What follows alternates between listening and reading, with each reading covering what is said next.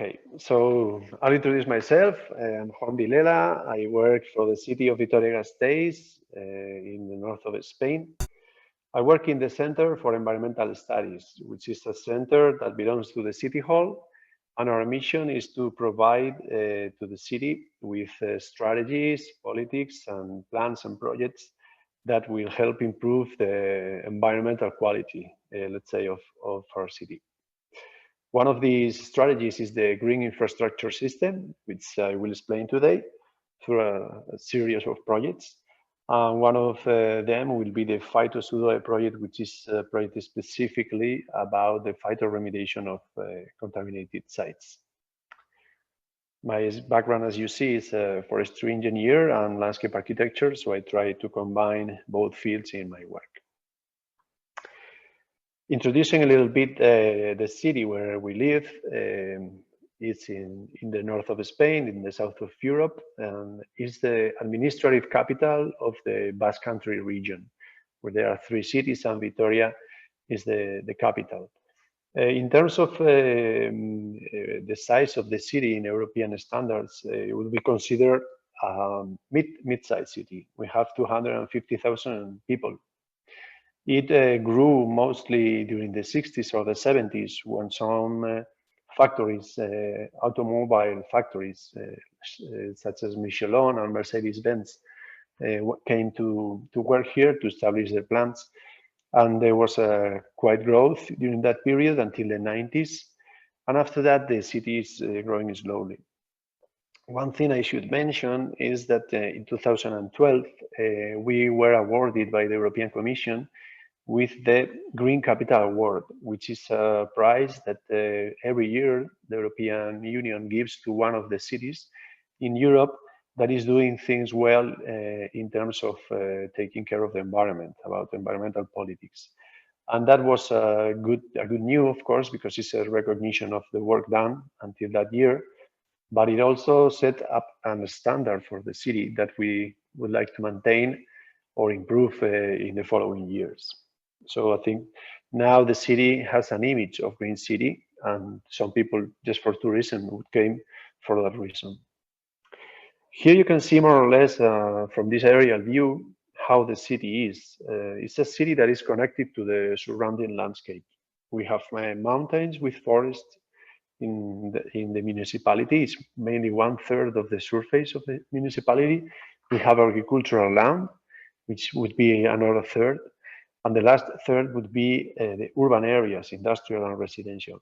And you see that more or less as the city grew slowly through the years, is quite well connected.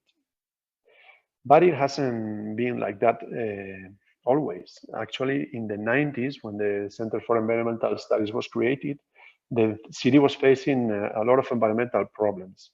Those were of flooding, or erosion, spilling, like in these images. That was occurring more or less in the periphery of the city. And there was a lack of environmental quality, problems with loss of biodiversity as well.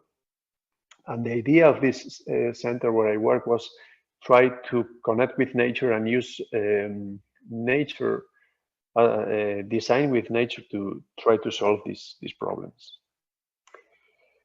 One of the biggest ideas was to restore the surrounding of the city, the periphery of the city, through a series of projects that would later connect these green areas in the form of a belt, which is known today as the green belt. So in the beginning, the green belt project was about solving the environmental problems. It will later grow and became more of a system of parks that provides a lot of opportunities for the citizens to go there, to visit, to enjoy. And it's also a strong educational and touristic resource. So nowadays it's mostly known for the biodiversity it holds and the opportunities for public space that it provides. Since the Greenbelt is mostly completed, now we are looking around the agricultural areas surrounding the Greenbelt, which would be called probably the yellow belt or the brown belt, meaning that we want also to protect the agricultural land that is in the border of the city, because we know in this global change period that the provision of food and the conservation of the quality of the soil will be also crucial. Nevertheless, the slides you have here to the right highlight the main benefits that the people understand that this green belt provides, which would be the conservation of the biodiversity, the environmental awareness of the citizens, and the public spaces and the opportunities for leisure. So it is a multifunctional landscape. This picture shows the encounter of the city with the greenbelt in one of the parks, the Sabargana Park to the west of the city. And I like the picture because on one side, we know that the reasons, the environmental reasons for creating these parks is mostly about the ecosystem services that the forest provides. We know in terms of regulation that they can control the temperature, they can help us avoiding the erosion, increasing the quality of the hydrology, of course, the sequestration of carbon, but also it provides another kind of values that are more related to how the people feel there. So people would go to these forests because they feel well. They really need to be in contact with nature. And we realized that these functions were vital, especially during these pandemic events that we had, when people would have few hours to go outside during the confinement. And the Greenbelt really provided them a place where they could, in few time, get relaxed and in contact with nature. So I think the emotional value or the spiritual value of these areas was really highlighted during these years. This is another picture of probably the most famous park of the Greenbelt, which is the Salburua wetland. Nowadays it's a wetland. It wasn't like that always. Before it was a dry land. And now it's really recognized by the people because of the biodiversity it holds. Actually, it is considered a Ramsar site, which is a protected area, which is really close to a city. Usually these kind of sites are more in isolated environments, but this is the case of having a high quality biodiversity site right next to the city. In the picture below, you see the European mink. This is the second most endangered mammifer in Europe. And some slides showing how people use the space. And to the right would be one of the interpretation centers that is actually an educational and training center for biodiversity and the endangered species of the area. Trying to explain a little bit how this was achieved, I must mention that the previous situation, the original situation a century ago, was that a wetland was there originally. Then it was dry during the 50s to increase the amount of agricultural land. And while doing so, the streams that were running to the site, and because of the growth of the city, as you see in the first picture to the left, one of the streams would go directly through the city and would get the clean water into the water treatment system, into the gray water system, right? So that was one of the reasons why after heavy rains periods, a lot of flooding will occur in the area. The picture to the right shows that situation. So every year after heavy rains, we would get flooding over the industrial and commercial areas with economic losses. The idea of here of the project was to detour, to take the clean waters, avoiding the city, just to the river that runs from the north to the Zadorro River, and to force the flooding to occur over the areas that were used for agriculture. So this way, what we created was, well, getting back the wetland situation and avoiding the flooding. That is the reason, and the funding from Spain to do this project came for that reason. But in the end, what people see now is a biodiversity park and a public space. This is more or less what you see now when you go there. We know that underneath this project is an environmental problem that has been solved. Actually, the wetland itself, it works also as a biofilter for all the nitrates that came from the agricultural fields around. But what you see there is a Ramsar site with a high amount of biodiversity and opportunities for training and education. As the greenbelt was being completed, and in the year 2012 with the European Green Award, and a new strategy arose in the city that was called the system, the green infrastructure system, or the urban green infrastructure system, because we started from the urban frame. The idea was to take this philosophy of using nature to help with the designs of the solutions, to take it throughout the city. So coming from the green belt to the inside of the city, try to connect all the green areas we have, try to re-green spaces that were abandoned inside of the city, and try to make it work as a connected system. Originally, in the inner city, there were also some nodes, some green nodes to connect with. That would be spaces that were already parks or green. So we more or less had 450 hectares of green areas inside of the city and over 900 hectares in the green belt surrounding. This is a scheme that more or less summarizes some of the projects that included the development of the green infrastructure system. So from the left, we would be in the green belt, in the outside of the city. To the right, we would go to the old town, the medieval quarter of the city. And underneath, you can see more or less the objectives of creating this system, which would be increase the biodiversity, help to recover the connectivity, improve the water management, preservation of and improvement of soils as well, and increase the space for public use. While doing that, we have several landscapes or several types of green projects coming from more forested areas in the outskirts to interventions that are more urban in the urban frame, such as highlighting rivers, creating some agricultural plots in the inner city, taking advantage of the facades and green roofs that we can create, trying to reconnect the streams or the natural streams with the rivers outside of the city. And even in the old town where there is very few spaces to make interventions, trying to create micro landscapes or micro interventions there.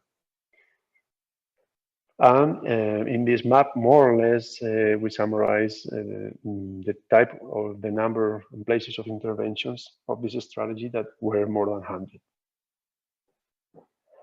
So starting to show some of these projects, I have chosen 10 of them to give an overview of how the strategy was implemented. The first one, probably is the more visual, is the green roof of the Europa Congress Palace. The Europa Congress Palace was a Congress building from the 80s that was going to be torn down. You can see the old building in the picture to the left below. And as I said, a new building was going to be done here to be constructed.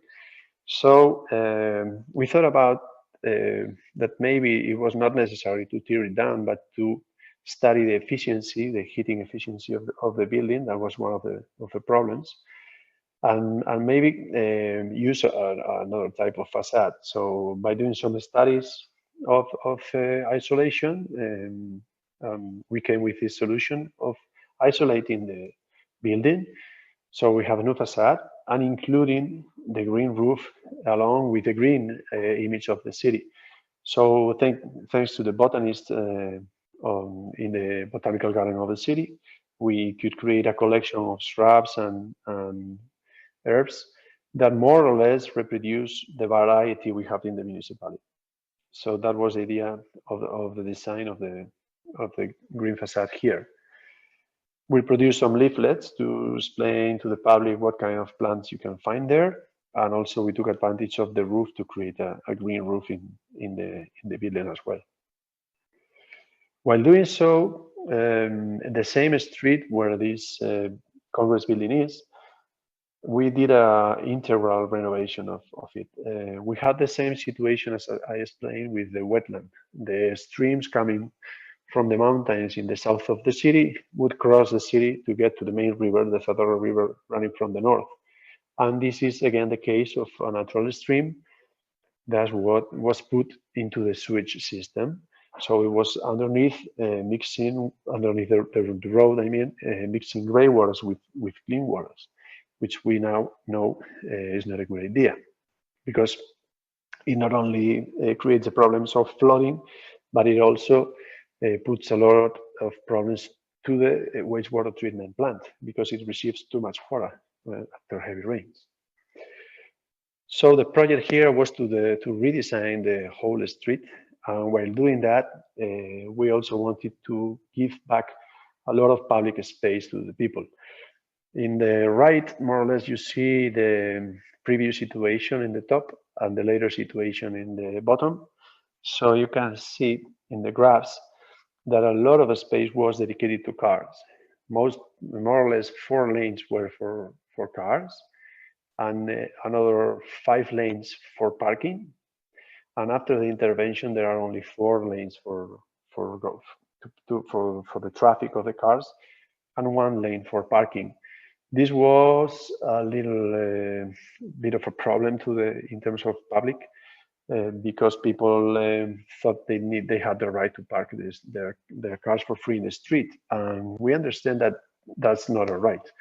I think that we have to really make changes in terms of mobility if we want to fight climate change.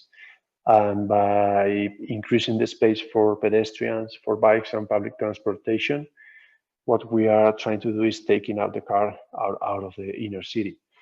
And in the end, actually this neighborhood, the prices of the houses there really increased after the intervention, because it's much more livable now, and a lot of businesses could take out, like cafeterias and restaurants, spaces outside for people to be there.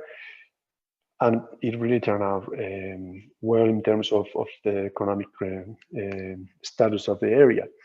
In the pictures, you see how we turn from the gray areas above to the green areas below. This is more or less how it looks today. The clean water was highlighted, was daylighted.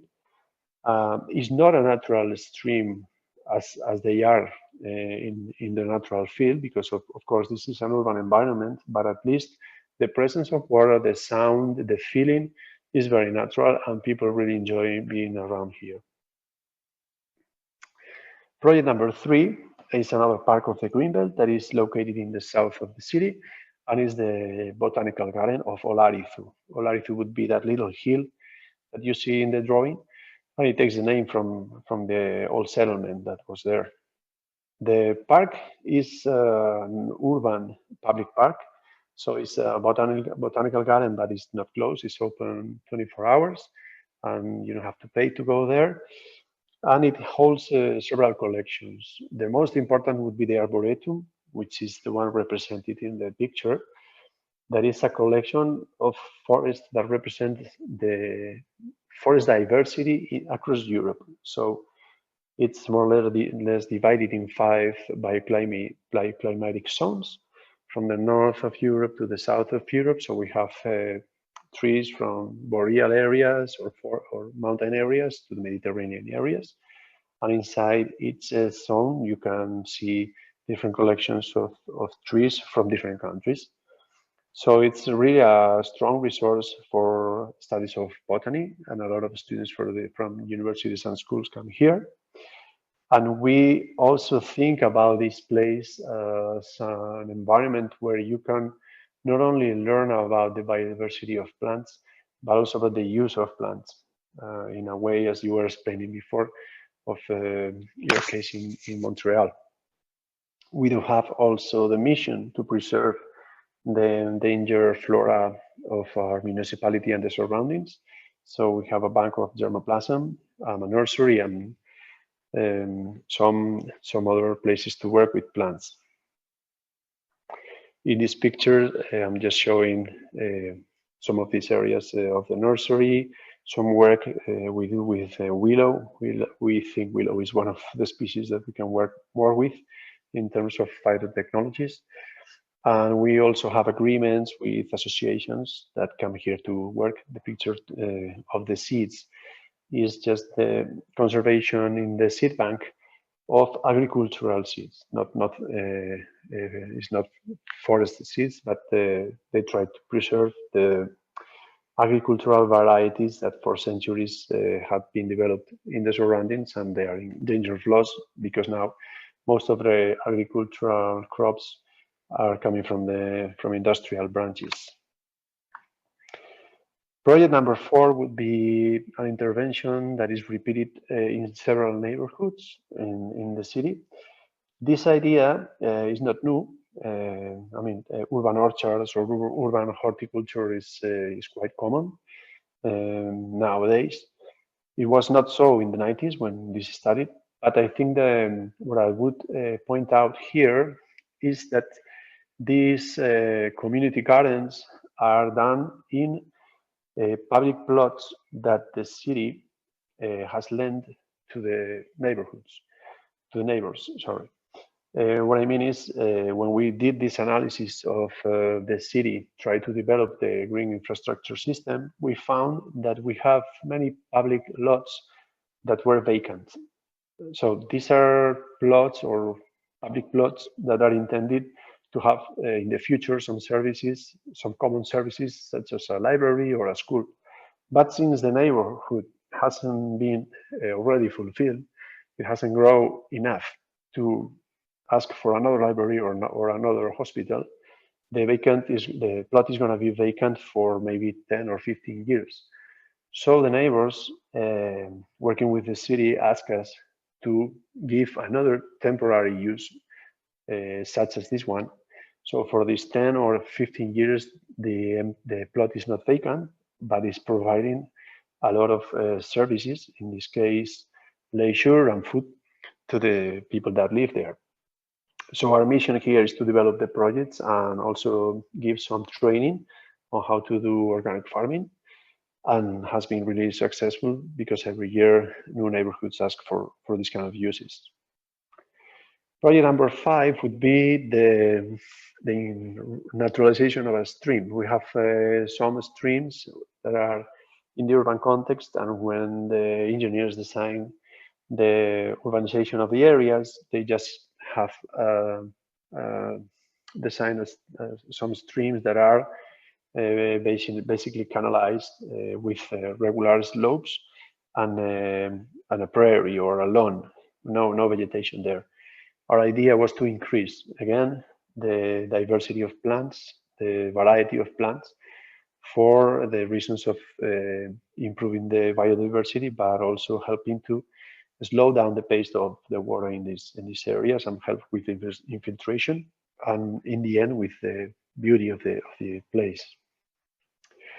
Something similar is project number 6, which would be the situation of medians in the streets. We have many streets that have green areas in the middle that, as I said before, it was they were designed as flat prairies or flat lawns with no vegetation. In this case, we brought some soil, some earth to create mounds where we could put more vegetation and have trees that they can have room for the roots to grow, with, again, the idea of increasing the biodiversity and the aesthetic values. In this case, I think the most important benefit would be the fight against the pollution in the air. So by doing this, we know we are cleaning the air. Also, the earth mounds can help us reducing the noise of the cars. The project number 5, naturalization of a park with water, is the similar strategy as before. When we have bodies of water, we have before bodies of water with no vegetation. So again, here there's another opportunity to increase biodiversity, increase aesthetic values, just by introducing plants that are adapted to this environment. Project number 8 is the most recent of the examples I have here. It was done last year and is the naturalization of a schoolyard. This is a public school for children between 2 and 6 years. We have around 20 schoolyards in the city that are publicly owned, so they belong to the city hall. When we were doing the green infrastructure strategy, we're more focused before on the public streets or the public plots. This was not considered in the beginning, but the project arose when the owners of, the users of the school, parents and teachers, asked us to help them get the children more in contact with nature. Basically, in the schoolyards, most of the patios were paved because they are easier, or they think they are easier to maintain, and they didn't have a lot of green. The idea was quite simple, and the price was really cheap. I think we spent 30,000 euros in this intervention, and basically was to take out half of the pavement out, recover the soil that was underneath, and create this green area where children can play. And also we introduced these kind of wooden structures because they wanted the kids to have more contact with natural elements such as stones or water or these kind of elements. So the wooden structures would hold whatever they want to put there. So I think they put some flowers and wooden structures to play with. And now the children, as you see in the picture, they come with these kind of suits where they can play and get dirty there. The project was very successful in terms of public acceptance. The mayor was there the day of the opening, and he decided that now we have to do the renaturalization of 4 schoolyards every year. So I guess in 5 years we would do the 20 of them. The last project is just an example that I want to show about that sometimes we found it difficult to introduce the green in spaces that are old or that were designed in the old time with not many public space. This is the case of the Old Town that has really tight streets. But even so, if you look for it, you can find places to introduce plants. In this case, it may be a green facade, or it might be a small flower bed or a corridor with shrubs. But even so, it makes a difference, and the people really enjoy having that views from their houses or just having a walk there. Finally, I will explain the project number 10, which is the phytotechnologies project. It is a phytoremediation project, and it's the one that I've been working on more for the last 6 years because it's been doing phase by phase. So I will explain a little bit more of details here. I will start by showing the first map, which represents the polluted soils of the city. They correspond mostly to industrial areas, but we do have also polluted soils in the surroundings of the city due to illegal spills. And well, the Basque Country has a map that has collected all the polluted soils, and it is a useful tool to start with. The place where we are working more these years is the Hundit site. That is an industrial site, which is the biggest industrial area in the Basque Country and is right to the west of the city. So we came with the idea of expanding the green belt around this industrial site as well. So it would be like a second, smaller green belt there.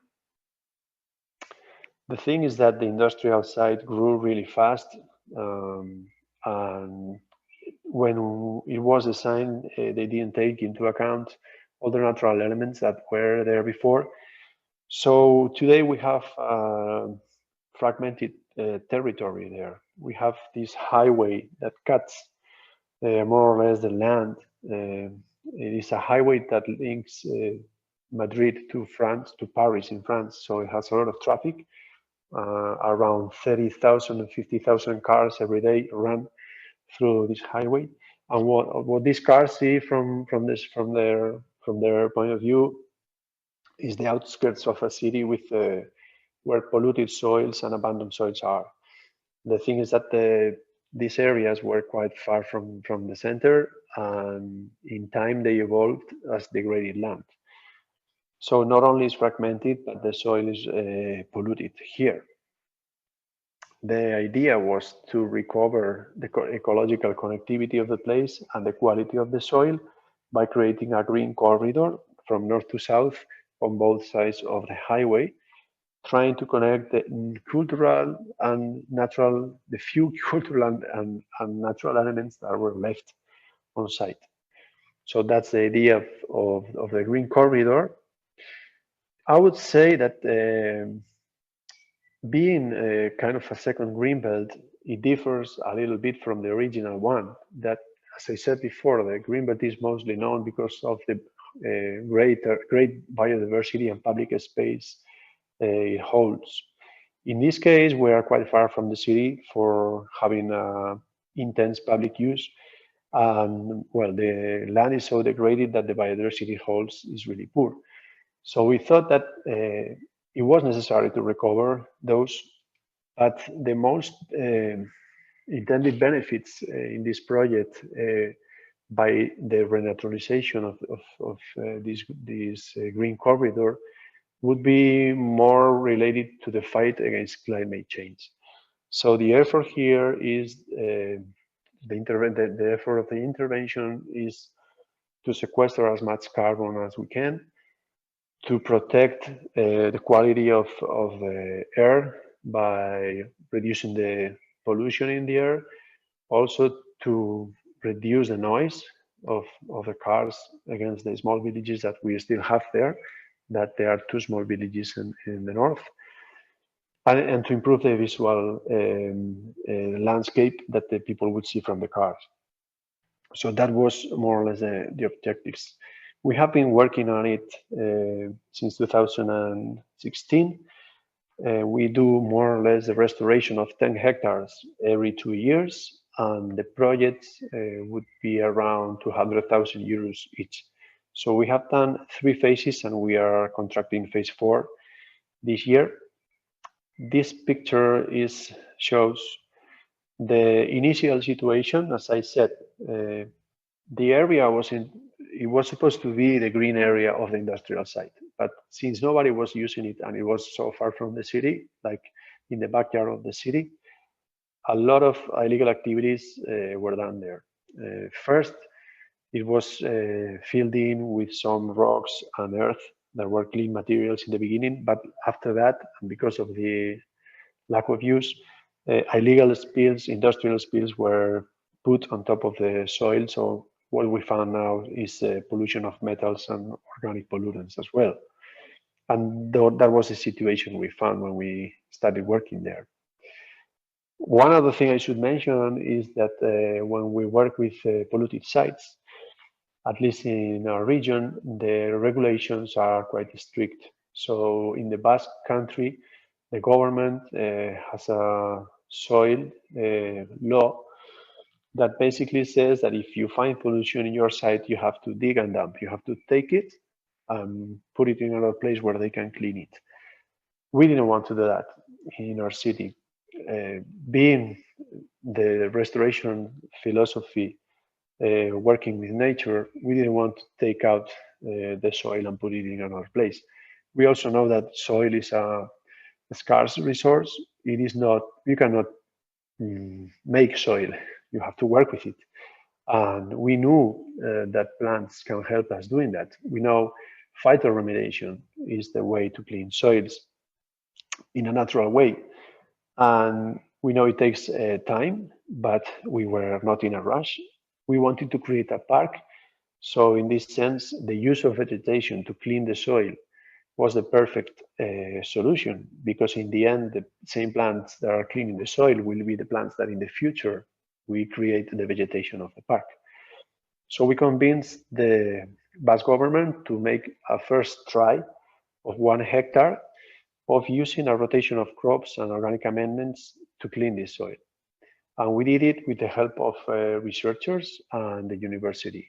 They were supervising the work. So they were taking measurements, they were analyzing the soils and the plants, and they were doing the monitorization of the evolution of the project. And they did like it. It was a year project, or 2 years project, sorry, and we could provide data about how the soil was before, how the soil was later, and no pollution was in the end harnessing the environment. So we got them to agree with the use of this technique, this phytotechnology. Also, as you can see in the pictures, the change of the landscape is really quick when you use crops. As a forest engineer, I was not used to that, and for me it was really a good new to be able to change the feeling of the views just in a short time. So we started working with that idea in the whole corridor, and also trying to reuse everything we found there, not only just keeping the soil and trying to improve it with the plants, but also using the residues, the residues that were in a way clean or inert residues, such as concrete or stones or earth. We wanted to reuse it as a resource to make the new park, the new topography, or in this case, as you see in the second picture to the right, we were creating a sound wall to avoid the noise from the streets. And in those walls, or in those mounts, earth mounts, we can hold some of the materials that we don't want to take out. So we have the sound barriers that inside have rocks, and we also have we made some barriers that inside have trunks. This is because the city was taking down a lot of poplars in the renovation of a street, and the park service didn't know what to do with them because they were too big to jump. They were too big to make to be chipped. And we thought about this idea of just making a ditch and put the trunks inside and then cover them with soil. So we would have a mound that in the end holds a lot of carbon, and it will work slowly as a fertilization technique. So we plant on top of them. And this is more or less the evolution of this project from phase 1 to 2, where these trunks and materials were hidden inside of the earth mounts. Phase 3 is the one where we found the most polluted sites, and is where the collaboration through the Phytotechnologies project started. Since we had this connection with the universities, they invited us to take part into an European project, which is called the Phytotechnologies. Sudoe would be the Southern Europe. So it has partners from France, Portugal, and the north of Spain. And the idea is to create a network of polluted sites that are being phytoremediated, and to have the monitorization in the long term. So we learn one from each other, we share the knowledge, and we also spread the use of the phytoremediation techniques around us. We had, as I said, phase 3, those 10 hectares had some pollution on the field.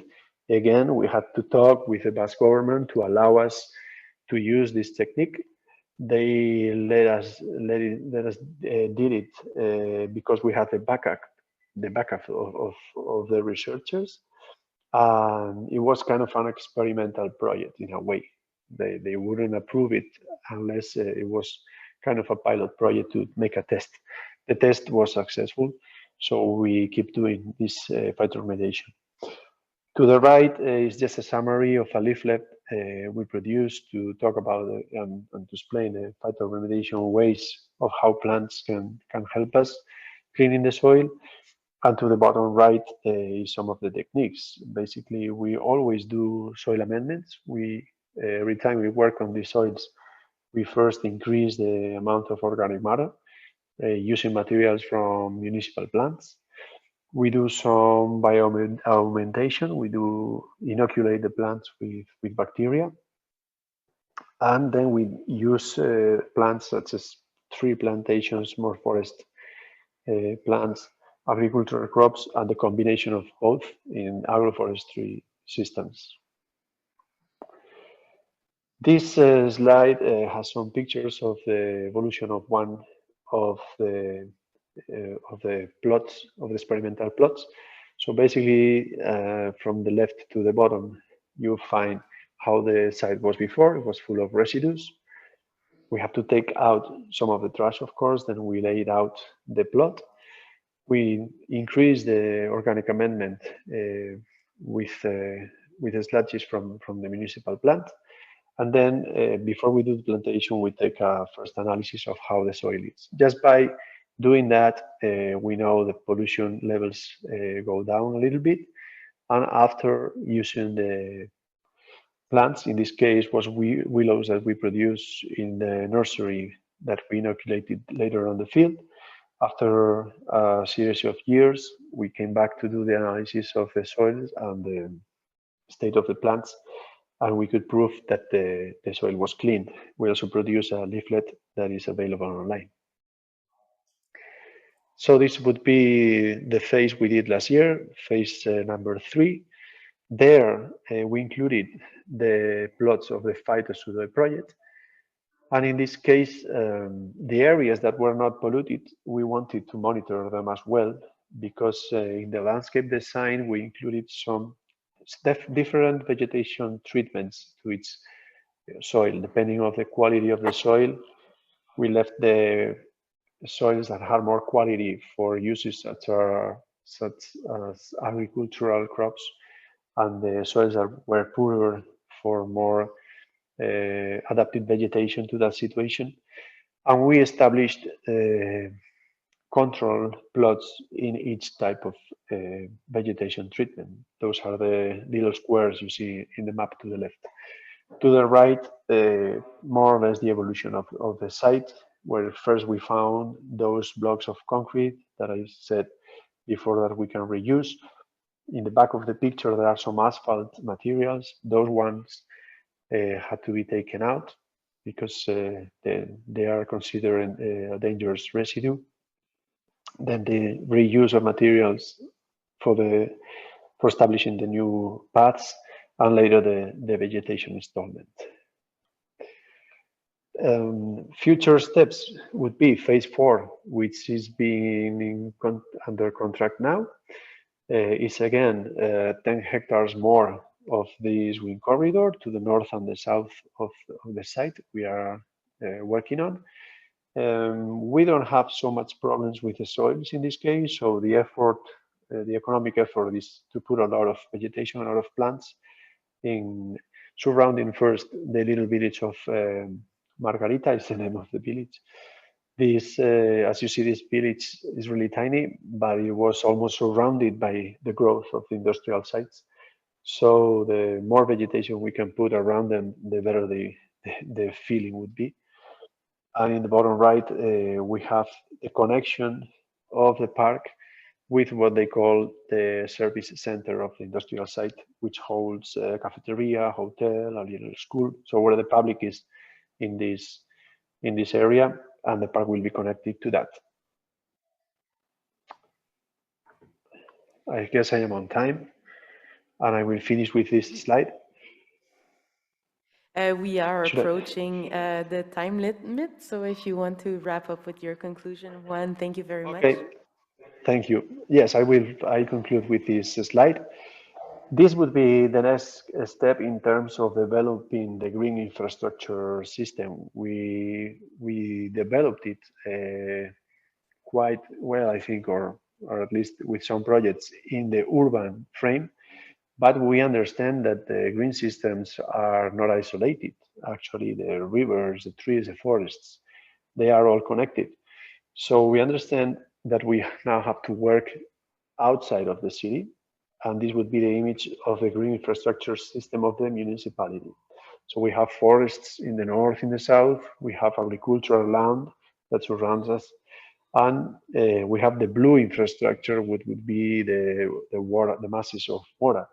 We do not only have the rivers, the streams that runs from the south to the north river, to the Fadorro River. We do have also an aquifer that is underneath the city, and it's very, very important, and it would be very important in the future as you know, the temperatures rises and the need of water would increase. So this would be the next step in terms of interventions and projects, try to connect with the outside of the city. I would just finish mention that the green belt is not 100% completed. We have a piece in the south, which is this area here. It's called Graveras das Arte. It is a place that has polluted soils. It is a place where we have flooding, and we also have the aquifer underneath. So it's a complex system that we want to restore. The problem or the challenge is that it's privately owned. So the city is talking with the owners to convince them to give us the land so we can restore it, because, well, it was bought with the expectations of building houses there, but the planification, the urban plan, wouldn't let that happen, as I said, because of the environmental problems it has. And we think this would be probably the next goal in the coming years. Try to work with the owners so we can get the land and try to restore it with phytotechnologies, because, as I said, we have the problem of the floodings, we have the problem of the pollution in the soil, and we have the aquifer running through these polluted soils, which is also affected. So in the designs, that this is just an idea, we are including forest for bioremediation, we're including biofilters with aquatic plants and places to hold the water. I hope in the near future, I could show me images of this project taking place. Thank you very much. Merci beaucoup.